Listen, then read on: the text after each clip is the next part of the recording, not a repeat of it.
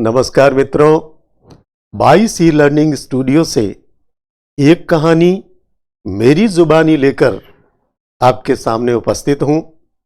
आइए बिना किसी विलंब के आज की कहानी को शुरू करते हैं। एक राजा और राजा के दरबार में उनके एक आचार्य गुरु हैं और गुरु इतने प्रकांड विद्वान है कि वो आचार्य है, गुरु है, विद्वान है और मार्गदर्शक भी है। महाराज उनका बहुत सम्मान करते हैं और सम्मान इसलिए करते हैं कि उनके जैसा कई आसपास के शहरों में, राज्यों में ऐसा कोई प्रकांड विद्वान नहीं है, इसलिए वे उन्हें बहुत मान सम्मान देते हैं और उनकी विद्वता के कायल है। दोस्तों, पंडित जी के एक लड़का, तो जब भी महाराज की सभा लगती है, सभा के आगे से होकर के वो पंडित जी का लड़का वहां से स्कूल के लिए निकलता है। ये दिन प्रतिदिन का नियम है। जब भी सभा लगी, पंडित जी का लड़का जो है वो वहां से निकलता और उसे वहां बुला लिया जाता। राजा के दरबार में वो बच्चा आता, महाराज को प्रणाम करता और उसके बाद में वो महाराज अपने मंत्री को बुलाते और मंत्री से कहते कि 2 सिक्के ले आइए। मंत्री एक सोने का सिक्का और एक चांदी का सिक्का, दोनों सिक्के ले आता। फिर महाराज कहते, इनमें से जो ज्यादा कीमती सिक्का हो वो तुम उठा लो।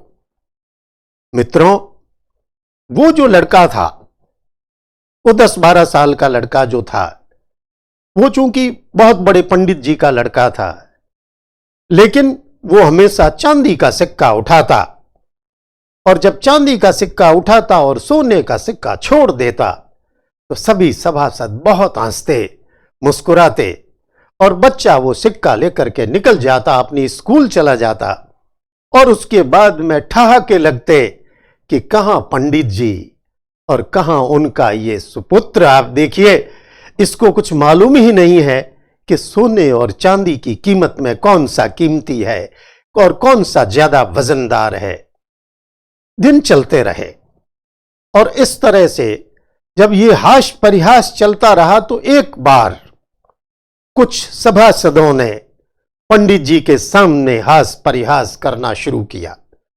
पंडित जी ने पूछा, क्या बात है?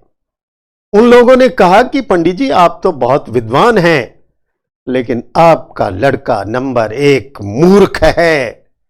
वो विद्वान नहीं है, वो ये नहीं समझता कि सोने और चांदी में कौन सा कीमती सिक्का है।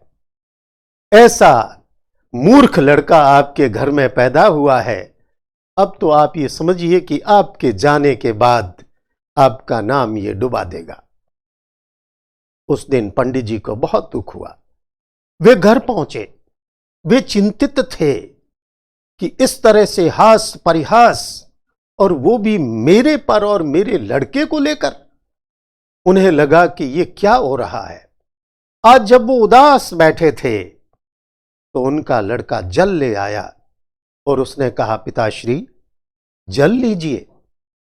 उन्होंने कहा, नहीं, आज मुझे प्यास नहीं है। खाना लाया गया, उन्होंने कहा, आज मुझे भूख नहीं है। तब उनकी पत्नी ने पूछा कि पंडित जी, ऐसा क्या हो गया कि आज आप बहुत उदास हैं, पानी भी नहीं पी रहे हैं, भोजन भी नहीं ग्रहण कर रहे हैं, क्या बात है? पंडित जी कुछ बोले नहीं। वो अत्यधिक गंभीर थे। उन्हें अंदर से वो चीज खाए जा रही थी और वो पूरा परिदृश्य उनके सामने अट्टहास का, हास परिहास का उनके सामने कि कहां एक पंडित और कहां उनका मूर्ख लड़का, ये उनको खाए जा रहा था। फिर भी जब बार बार पूछा गया तो पंडित जी ने कहा, बेटा, तुझे इतना भी ज्ञान नहीं है कि सोने और चांदी में कीमती कौन सा है? लड़के ने कहा, कीमती सोना है, चांदी कीमती नहीं है सोने के मुकाबले में। तो पंडित जी ने पूछा कि जब तू यहां मुझे कह रहा है कि कीमती सोना है, तो फिर तू वहां पर चांदी के सिक्के क्यों उठाता है? इससे बड़ी मूर्खता क्या होगी? बच्चा मुस्कुराया। उसने कहा, पिताश्री, आप मेरे साथ अंदर के कमरे में चलिए। पंडित जी उठे, अपने पुत्र के साथ में अंदर के कमरे में पहुंचे और बेटे ने जब वहां पड़ी संदूक का दरवाजा खोल करके उन्हें दिखाया तो उन्होंने देखा कि 500-600 लगभग इतने सारे सिक्के चांदी के उसमें भरे हुए पड़े थे। पंडित जी हैरान। उन्होंने कहा कि बेटा, इतने सारे सिक्के तूने यहां जमा कर दिए, लोग तुझे बेवकूफ मान रहे हैं, अच्छा होता तू सोने का सिक्का उठाता। उसने कहा, नहीं पिताश्री, इसका जवाब तो मैं सभा में ही दूंगा। दूसरे दिन पंडित जी अपने लड़के को लेकर के सभा में पहुंचे। पूरा राज दरबार सजा था, सभासद सभी बैठे थे और हास परिहास करने वालों को लग रहा था कि आज पंडित जी की खाल उतारेंगे। उनके सामने उनके लड़के को इस तरह से देखेंगे कि कहां सोना और कहां चांदी, और आप अपनी विद्वता की बात करते हो, लेकिन बच्चे को देखिए।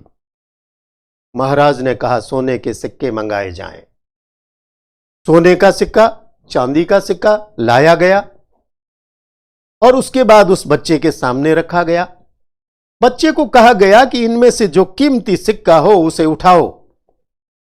बच्चे ने फिर चांदी का सिक्का उठाया। यह देख करके पंडित जी बड़े हतप्रद हो गए, बड़े दुखी हुए।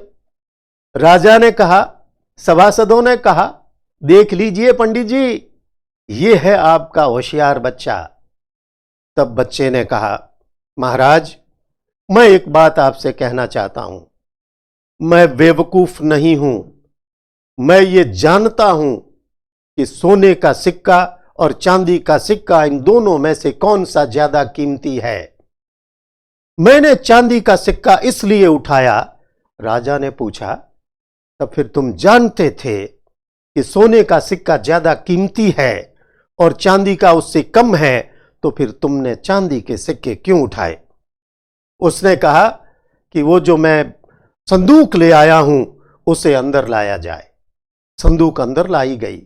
उसने संदूक खोली और फिर सभी के सामने एक बात कही कि आप लोग समझ रहे हैं कि मैं मूर्ख हूं, लेकिन मैं आपसे कहना चाहता हूं कि पहले दिन ही अगर मैंने सोने का सिक्का उठा लिया होता तो ये जो 500-600 चांदी के सिक्के आप देख रहे हो, मैं इससे वंचित रह जाता। राजा को बड़ा आश्चर्य हुआ। उसने कहा, जब तुम जानते थे तो तुमने छुपाया क्यों? तब उसने कहा, मित्रों, कहानी तो यहां समाप्ति की ओर है, लेकिन बच्चे ने क्या जवाब दिया ये महत्वपूर्ण है। उस बच्चे ने कहा कि जब मुझे मेरी योग्यता दिखाने का अवसर आया है, अब मैं अपनी योग्यता दिखा रहा हूं, मैं अपनी काबिलियत दिखा रहा हूं। उस समय मैं बेवकूफ नहीं था।